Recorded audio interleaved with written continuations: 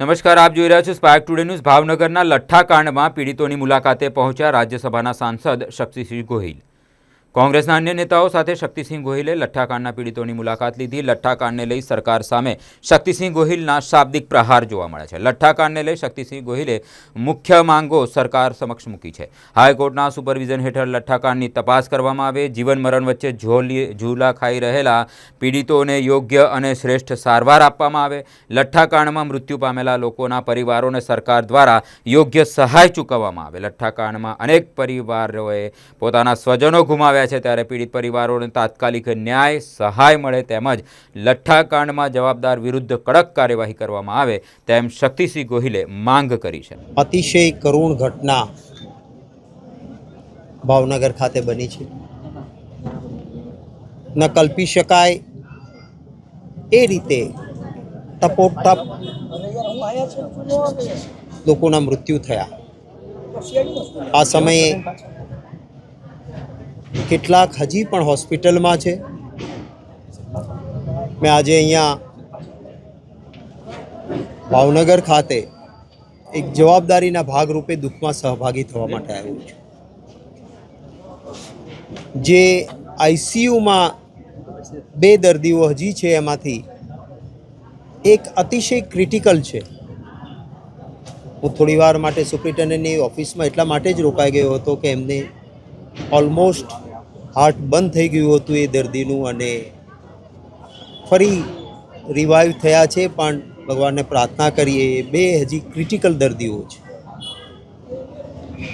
આપણા ગુજરાતમાં દારૂબંધી છે। પોલિટિકલ ઓબ્ઝર્વેશન હું નથી કરતો, પરંતુ આ દુઃખની ઘડીએ એક આક્રોશ જરૂર થાય છે કે શા માટે આ પ્રકારની પરિસ્થિતિ છે। માણસના જીવથી વધારે કિંમતી બીજું કશું જ ના હોઈ શકે। અને બાબા સાહેબ આંબેડકરની અધ્યક્ષતામાં બનેલા બંધારણમાં પણ સરકારની જાન માલ સુરક્ષાની એ પ્રાથમિક જવાબદારી છે। એક તરફ ગરીબ અને મધ્યમ વર્ગના લોકો, એક તરફ અતિ શ્રીમંત લોકો ગાંધીનગરના ગિફ્ટ સિટીમાં ચોખ્ખો ને પ્યોર દારૂ પી શકે એના માટે ગાંધીનગરના ગિફ્ટ સિટીમાં આખા ગુજરાતમાં દારૂબંધી હોવા છતાં ગિફ્ટ સિટીમાં પૈસાદાર લોકો જાય છે, બહારથી આવેલા માલેતુજારો જાય છે, એટલે એને ચોખ્ખો દારૂ મળે, એટલે ત્યાં દારૂબંધી નહીં। અને જે અમલીકરણ થવું જોઈએ, અમલીકરણમાં લિફાફો પી 2022માં દેશી દારૂમાં લઠ્ઠો મેળવીને મિથેનોલ, ઇથાઇલ આલ્કોહોલ અને મિથાઇલ આલ્કોહોલના મિક્સચરમાં એક કેમિકલમાંથી, જે પીવાલાયક નથી, જેનું કેમિકલ તરીકે ઉપયોગ થાય છે, એનું મિશ્રણ કરીને દેશી દારૂમાં 2022માં મેળવવાથી કેટલાય લોકોના મૃત્યુ થયા। ત્યારે મેં પાર્લામેન્ટમાં આ મુદ્દો ઉઠાવ્યો હતો, રાજ્યસભામાં, અને સરકાર પાસેથી અપેક્ષા રાખી હતી કે કમસે કમ હવે સરકાર જાગે। મને દુઃખ એ વાતનું છે કે નાના નાના જીવડાઓને પકડવામાં આવે છે, મોટા મગરમચ્છોને નથી પકડવામાં આવતા। તપાસ કરનાર એક અધિકારીએ મને બોટાદના લઠ્ઠાકાંડ વખતે કહ્યું હતું કે આ જે કેમિકલ આવ્યું છે એ અમદાવાદના આઉટસ્કર્ટમાં રહેતી એક ફેક્ટરી, જેમાં ભાજપના એક મોટા માથા સમાયેલા છે, એને ત્યાંથી આ કેમિકલ આવ્યું છે।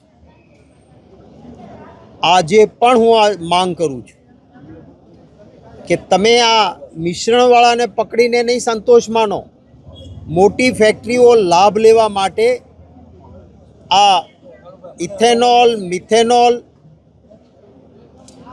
અને જેના કારણે આ કેમિકલથી લઠ્ઠો બને છે, એ જ્યાંથી બહાર આપવામાં આવે છે, કહેવામાં આવે છે કે ઉજ્જૈનથી આવ્યું ને બહારના રાજ્યોમાંથી આવ્યું, તો તમે સરહદ પર શું કરો છો? કઈ પ્રકારનું ચેકિંગ કરો છો? શું તોડબાજી કરો છો? કેમ આ કેમિકલ કોની ફેક્ટરીમાંથી નીકળ્યું હતું? અને એટલા માટે હું માંગ કરું છું કે નામદાર હાઈકોર્ટના સિટિંગ જજ સાહેબ મારફત આની તપાસ થવી જોઈએ, કારણ કે નહીતર તો હું જ ચોર, હું જ કોટવાળ ને હું જ ન્યાયાધીશ, હપ્તા ખાનારી સરકારમાં બેઠેલા લોકો જ ચોર હોય, એને જ તપાસ કરવાની હોય અને એને જ ન્યાય કરવાનો હોય, તો ગરીબ માણસને ન્યાય ક્યારેય ના મળે. દારૂ પીવો એ કોઈ સંજોગોમાં સારી વાત નથી. દારૂ પીવે એને કોઈ વળતર ના અપાય, પરંતુ એક કુટુંબનો સભ્ય કમાઈને પણ લાવતો હોય ને આજે કમાણીમાં તકલીફમાં કાળી મજૂરી કરનારો અથવા અવળા રસ્તે ચડીને દારૂ પીધો, એણે ગરીબ માણસ છે, મધ્યમ વર્ગનો માણસ છે, એનું મૃત્યુ થયું, કુટુંબનો કોઈ વાંક નથી. હું નથી કહેતો કે દારૂ પીનારાને વળતર આપો, પણ જો કોઈ કારણોસર કુટુંબ મુશ્કેલીમાં આવ્યું હોય અને કુટુંબની આર્થિક સ્થિતિ સારી ન હોય, ત્યારે આવા સમયે જેના મૃત્યુ થયા છે એ પરિવારને સરકાર આર્થિક સહાય આપે. કારણ કે આ એ ઘટના ન બની હોત જો સરકારે તકેદારી રાખી હોત, દારૂબંધીનો સાચો અમલ કરાયો હોત. એક સમય હતો, એક લઠ્ઠાકાંડ થયો સુરતમાં અને રાજ્યના એક રાજ્ય કક્ષાના ગૃહમંત્રીએ જવાબદારી સ્વીકારીને રાજીનામું આપ્યું હતું. ગુજરાતની સરકારમાં કોઈ જવાબદારી સ્વીકારશે? આટલા લોકોના જીવ ગયા. કોઈકે તો મોરલ રિસ્પોન્સિબિલિટી, નૈતિક જવાબદારી સ્વીકારવી જોઈએ. ભાવનગર એ સંસ્કારી નગરી છે. મને ખૂબ ગૌરવ છે, મારા હાથમાં સર પ્રભાશંકર પટણીજીનું આ પુસ્તકની વાંચતા વાંચતા કેટલાક પાનાઓ આપની સામે હું કહેવા માંગુ છું કે એ વખતે ભાવનગરના મહારાજા કૃષ્ણકુમારસિંહજી અને પટણી સાહેબે કેટલીક ચાની દુકાનો ઉપર જુગારના અડ્ડા ચાલે છે એવી ખબર પડી તો ચાની દુકાનો પણ બંધ કરાવી હતી. મારા પાસે એક આ છેલ્લી મુસાફરી આ પુસ્તકમાં મહાદેવભાઈ દેસાઈ અને સર પ્રભાશંકર પટણીજી વચ્ચેનો વાર્તાલાપ, અને આ પત્રમાં નોંધ્યું છે કે દારૂ નિષેધના સંબંધમાં ભાવનગર રાજ્યે શું પગલાં લીધા છે તે સંબંધમાં શ્રી મહાદેવભાઈ હરિભાઈ દેસાઈએ હરિજન સાપ્તાહિકમાં એક નોંધ લખી અને તેમણે આ નોંધમાં એક પત્રનો ઉલ્લેખ કરીને લખ્યું હતું કે ભાવનગર રાજ્યમાં ગવર્નર કે વાઇસરોય પણ અમારે ત્યાં આવે તો આ વખતે અમે સોડા વોટર, લેમોનેટ કે જિંજરલેટ પીએ અને આપીએ એમને.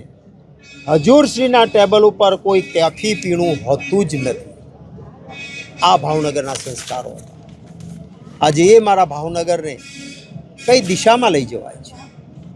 ભારતીય જનતા પાર્ટી ચૂંટણીઓમાં આવા અસામાજિક કામ કરનાર લોકો પાસેથી હપ્તા લે છે અને હપ્તા લીધા પછી પોલીસ મારફત એને કહેવાય છે તમે તારા ધંધો ચાલુ રાખો, પણ ચૂંટણી આવે ને ત્યારે કોંગ્રેસના ઉમેદવારને ફોર્મ પાછા ખેંચાવવાના, ધમકાવવાના, મતદારોને ધમકાવવાના આ કામ આવા ગુંડાઓ પાસેથી લેવાય છે અને એટલે કોઈ આકરા પગલાં એમની સામે લેવાતા નથી. હું ફરી એક માંગ કરું છું. પહેલી કે કોઈ પણ નામદાર હાઈકોર્ટના સિટિંગ જજ મારફત તપાસ થવી જોઈએ, નહીં તો આ મિશ્રણ કરનાર નાના નાનાને પકડવાથી આ અટકશે નહીં. બોટાદ વખતે પણ મારી માંગ હતી પણ ન કર્યું, નહીંતર આજે આ ઘટના ન બની હોત. કઈ ફેક્ટરીમાંથી આ વસ્તુઓ નીકળે છે? પકડો ને એને.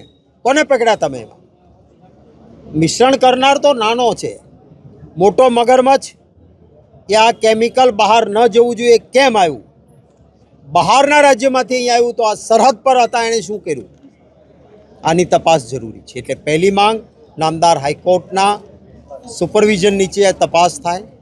બીજી મારી માંગણી છે કે જે કોઈ હજી જીવન મરણ વચ્ચે ઝોલા ખાય છે અને હોસ્પિટલમાં છે એને યોગ્ય સારવાર અને પૂરતી રાહત મળે. સરટી હોસ્પિટલમાં અનેક જગ્યાઓ ખાલી છે. સુપ્રિન્ટેન્ડન્ટ ચાર્જમાં છે, રિજિયોનલ ડેપ્યુટી ડાયરેક્ટર કહેવાય, મહત્ત્વની જગ્યા. પાલીતાણાના એક ડૉક્ટર સાહેબ છે, સારા માણસ છે, મહેનતુ છે, એને આરડીડીનો ચાર્જ આપ્યો છે. એણે પાલિતાણા કામ કરવાનું કે આના જિલ્લાઓ અનેક નીચે આવતા હોય એના ડેપ્યુટી ડાયરેક્ટર તરીકે કામ કરવાનું. વર્ગ 1, વર્ગ 2, આસિસ્ટન્ટ પ્રોફેસર્સ, નિષ્ણાતોની અનેક જગ્યાઓ ખાલી છે. આ રીતે આરોગ્ય ન જળવાય, ત્યારે આ જગ્યાઓ પણ તાત્કાલિક પૂરવામાં આવે એવી માંગણી કરું છું. આપના કોઈ સવાલો હોય તો એનું સ્વાગત છે. શક્તિભાઈ, આ લઠ્ઠાકાંડ આટલી મોટી ઘટના સર્જાઈ ગઈ, પરંતુ ભાવનગરના એક પણ બ્રાન્ચ હોય, એલસીબી હોય, એસઓજી હોય, પેરોલ ફરલો હોય કે ભાવનગરના રેન્જ આઈજીની સ્ટ્રાઇકિંગ ફોર્સ હોય, તમામ ઊંઘતા ઝડપાઈ ગયા છે અને 9 થી 10 લોકોના આજે મોત થયા છે. માત્ર 2 પીઆઈ અને 5 પોલીસ કોન્સ્ટેબલને સસ્પેન્ડ કરીને સરકારે સંતોષ માન્યો છે. મેં એ જ પહેલાં કહ્યું કે મચ્છર મારવાની વાત કરે છે, મગરમચ્છોને છોડી દેવામાં આવે છે. જવાબદારી એ મગરમચ્છોની છે. કાયદામાં રહેશો તો ફાયદામાં રહેશો, સૂત્ર સારું છે. તમે કાયદામાં નથી રહ્યા એટલે આ થયું છે, સ્વીકારો છો જવાબદારી. એટલે આવી વાત ન હોવી જોઈએ કે નાના માણસોને કોઈ કોન્સ્ટેબલ હેડ કોન્સ્ટેબલનું શું ગજું છે કે પોસ્ટમોર્ટમ કર્યા વગર ઉજ્જૈન સુધી ડેડ બોડી પહોંચી જાય. કોઈ ના કોન્સ્ટેબલ હેડ કોન્સ્ટેબલ આ નિર્ણય લઈ શકે? એને સસ્પેન્ડ કરવા. સરકારમાં બેઠેલા મોટા લોકોની જવાબદારી છે. સરકારે નૈતિક જવાબદારી સ્વીકારવી જોઈએ.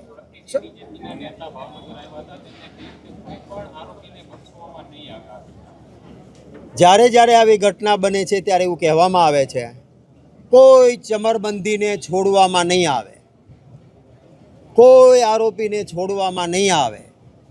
અને પછી થાય છે એવું કે છોડવામાં નહીં આવે એટલે શું કે બહાર નહીં રહેવા દેવામાં આવે, ભાજપમાં લઈ લેવામાં આવશે.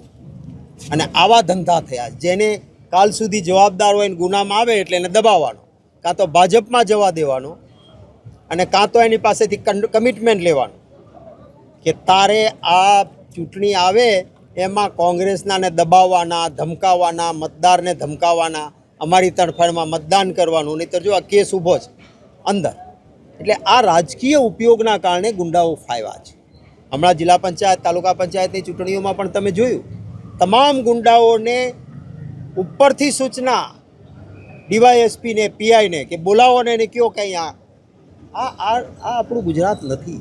આ ગુજરાતમાં ન થવું જોઈએ. એનો દર્દ છે મને કે આના કારણે ગુજરાતની પરિસ્થિતિ ખરાબ થઈ. શક્તિભાઈ, 16/4 રોજ એટલે કે આજથી 4 મહિના પહેલા મહુવા ખાતે મહુવા શહેર ભાજપના ઉપપ્રમુખ છે, તેની પોતાની ફેક્ટરીમાંથી દારૂ બનાવવાની આખી મોટી ફેક્ટરી પકડાઈ હતી. ત્યારે આ રોયલ સ્ટેક કંપનીનો દારૂ જ ત્યાં બની રહ્યો હતો, પરંતુ એક પણ અધિકારીનો ત્યારે પગલાં નહોતા લેવામાં આવ્યા, જેને લઈને આ બીજી ઘટના આજે ભાવનગરમાં થઈ છે. પોલીસે ત્યારે તે ફેક્ટરી પકડી હતી, પરંતુ કોઈ જવાબદાર અધિકારી ઉપર છે તે તપાસ નથી થઈ હજી સુધીમાં. કોઈ પણ મોટી આગ લાગતા પહેલાં એક નાની ચિનગારી હોય છે. જો એ ચિનગારીને તમે બુઝાવી દો તો મોટી આગ ન લાગે.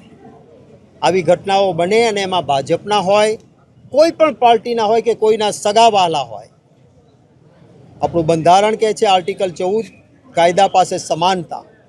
કડક હાથે એ જ વખતે કામ લીધું હોય તો ક્યારેય બીજી વખત ઘટના ના બને. પણ ભાજપના હોદ્દેદારો, એમને મદદ કરનારા, ફંડ દેનારા માટે કાયદો જુદો, બીજા માટે કાયદો જુદો. જે નીટનું પેપર ફોડનારો ભાજપનો હોદ્દેદાર હતો, મુખ્ય તહોમતદાર હતો ગોધરામાં, તમે જોયું એના કોઈ ટાંટિયા તૂટેલા કેમેરાને આંખે દેખાણા, એને ત્યાં બુલડોઝર ગયેલું દેખાણું. અને અમરેલીમાં એક પાટીદારની નાની દીકરી, એનો વરઘોડો નીકળે. આ પ્રકારની પ્રવૃત્તિ જે છે એના કારણે જો મહુવામાં એ તમે કહો છો એમ ભાજપના હોદ્દેદારને ત્યાંથી દારૂ, ઇંગ્લિશ દારૂમાં મિલાવટ કરીને બનાવવાની ફેક્ટરી પકડાણી, ત્યારે જ તંત્ર જાગ્યું હોત. તંત્ર તો કદાચ જાગ્યું હશે, ઉપરથી ફોન આવ્યો હશે ગાંધીનગરથી, અપને વાલા હૈ જાને દો, અમારો છે, કાંઈ કરવાનું નથી.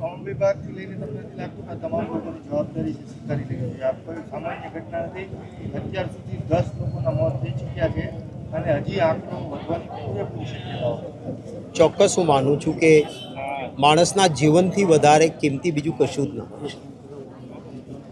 અને સીધી જવાબદારી છે એણે તો સ્વીકારવી જોઈએ, પણ નૈતિક જવાબદારી જેની છે એણે પણ આ બાબત જરૂર સ્વીકારવી જ જોઈએ. શક્તિભાઈ, ખાસ કરીને ભાવનગરમાં અત્યારે લોકોની સારવાર થઈ રહી છે.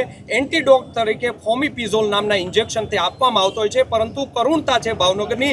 3 દિવસ સુધી ભાવનગરની સરટી હોસ્પિટલ પાસે આ ઇન્જેક્શન નહોતા. મુંબઈથી મંગાવવામાં ઇન્જેક્શન આવ્યા, ત્યારે હવે સારવાર તેની ચાલુ થઈ છે. 2022માં લઠ્ઠાકાંડ થયો ત્યારે પણ આ ફોમિપિઝોલ નામના ઇન્જેક્શન સરટી હોસ્પિટલ પાસે નહોતા. ખરા અર્થમાં સરકારી હોસ્પિટલોમાં હું પણ એક આરોગ્ય વિભાગનો મંત્રી રહી ચૂક્યો છું. 248 લાઈફ સેવિંગ ડ્રગ્સ સંપૂર્ણ મફત આપણે આપતા હતા. મર્સિડીસમાં પેશન્ટ આવ્યો પણ લાઈફ સેવિંગ ડ્રગ્સ જોઈએ છે ને સરકારીમાં આવ્યો એને ફ્રી આપતા હતા.